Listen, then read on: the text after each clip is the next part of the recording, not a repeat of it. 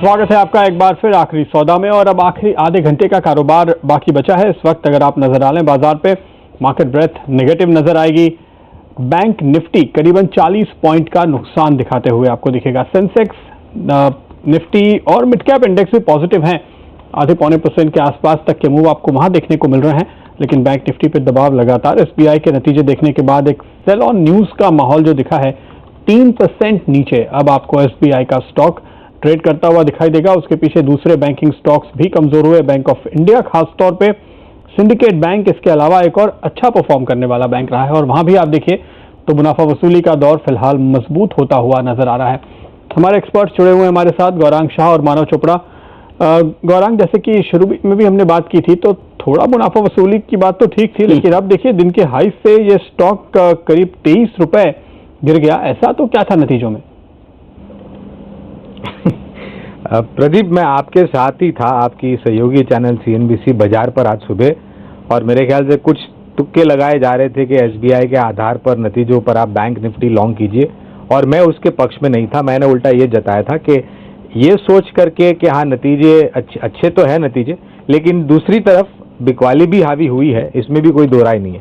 तो मेरा ये मानना है कि किसी भी छोटी अवधि में अगर आप निवेश करते हैं और एक बैंकिंग सेक्टर को लेकर के आधार बना करके किसी एक सेक्टोरियल इंडाइसिस में आप लॉन्ग जाते हैं, तो मेरे ख्याल से ये खतरे से खाली नहीं है। और उसी नजरिए से मैंने सुबह कवायद की थी कि ये सोच लेकर के आप ये सौदा मत कीजिए। तो यहाँ तक सवाल है ये बिकवाली का, तो मुझे ऐसा कोई आंकड़ा नजर नहीं आया जो कि इतनी भारी बिकवाली यहाँ पर देखने मिले। हो सकता है कि हाँ इंट्राडे में काफी लोगों ने यहाँ पर बहुत ही बड़े बड़े दाव लगाए हों, और क्योंकि आज हफ्ते का आखिरी दिन है और क्लोजिंग बेल बहुत ही नजदीक है, बाजार बंद होने वाला है, तो शायद एक कंपल्शन से स्क्वायर ऑफ हो रही है पोजीशन, उसकी वजह से शायद दबाव दिखता है। कुछ जानकारी जो आ रही है अनिल, आपको ध्यानों का कल हम जब चाय पे चर्चा में बात कर रहे थे और मैंने कहा था कि रीस्ट्रक्चरिंग का आंकड़ा ध्यान से देखिएगा, क्योंकि ये आखिरी मौका है। इसके बाद आप रीस्ट्रक्चर करेंगे तो वो एनपीए होगा। 12,000 करोड़ का रीस्ट्रक्चरिंग का एडिशन दिख रहा है हमें, बहुत बड़ा आंकड़ा है ये। और ये 7-8 हजार करोड़ के आसपास एवरेज चलता था पिछले क्वार्टर्स में, तो भारी रीस्ट्रक्चरिंग हुई है। और दूसरी ओर हम ग्रॉस एनपीए देख करके खुश थे, लेकिन अब जानकारी आ रही है कि करीबन यहाँ पर एआरसीज को 4,500 करोड़ रुपए के लोन बेचे गए हैं और करीबन 5,000 करोड़ का राइट ऑफ भी है।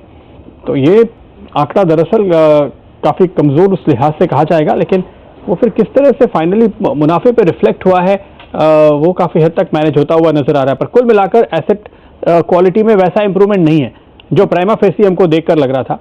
ये शायद अब बाजार को समझ में आ रहा है। 282 पे फिसलता हुआ 305 के हाइस के सामने एसबीआई का स्टॉक। बिल्कुल। और इस बीच एनबीसीसी के नतीजे आपकी स्क्रीन पर फ्लैश होते हुए 103 करोड़ से मुनाफा बढ़कर 134 करोड़ पर आता हुआ दिखा। हालांकि स्टॉक दिन के लो पॉइंट पर जाता हुआ नजर आ रहा है, लाल निशान में फिसल चुका है अब 1% नीचे एनबीसीसी का स्टॉक। और यहाँ पर मुनाफे में बढ़त जरूर हुई, ऑपरेटिंग प्रॉफिट में बढ़त जरूर हुई, लेकिन स्टॉक की प्राइस में भी वैसी बढ़त यहाँ पर भी पहले से थी, यानी कि शायद और बेहतर नंबर्स की उम्मीद यहाँ पर एनबीसीसी पर थी, यहाँ पर ऐसा लगता है। तो कुल मिलाकर नतीजे थोड़े से यहाँ पर ऐसे साल दर साल मजबूत दिख रहे हैं, लेकिन बाजार का रिएक्शन थोड़ा सा सबड्यूड है। कंसोलिडेटेड ईबिटा 86 करोड़ से बढ़कर यहाँ पर 165 करोड़ पहुंचता हुआ दिख रहा है। आय में भी अच्छी बढ़त है। ऐसे देखा जाए तो नंबर्स बुरे नहीं है। हमारे चार्ट क्या कह रहे हैं? एनबीसीसी के स्टॉक में थोड़ी कमजोरी दिख रही नंबर्स के आते ही यहाँ पर। देखिए ये स्टॉक एक्चुअली अपने प्रीवियस हाई जो 1100 के आसपास के थे वहाँ से कंटिन्यूसली गिर के ये स्टॉक ने एक शॉर्ट टर्म बेस बनाया है 715 और 750 के आसपास। मुझे नहीं लगता इस स्टॉक में यहाँ से भी अभी ज़्यादा डाउनसाइड है। अगर किसी का पर्सपेक्टिव हो मीडियम टर्म के लिए ये स्टॉक ज़रूर लेना चाहिए, बिकॉज अगर आप ये चार्ट देखें लास्ट 2-3 सालों का काफ़ी अच्छे अप ट्रेंड में रहा है and series of higher highs and high lows बना रहा है।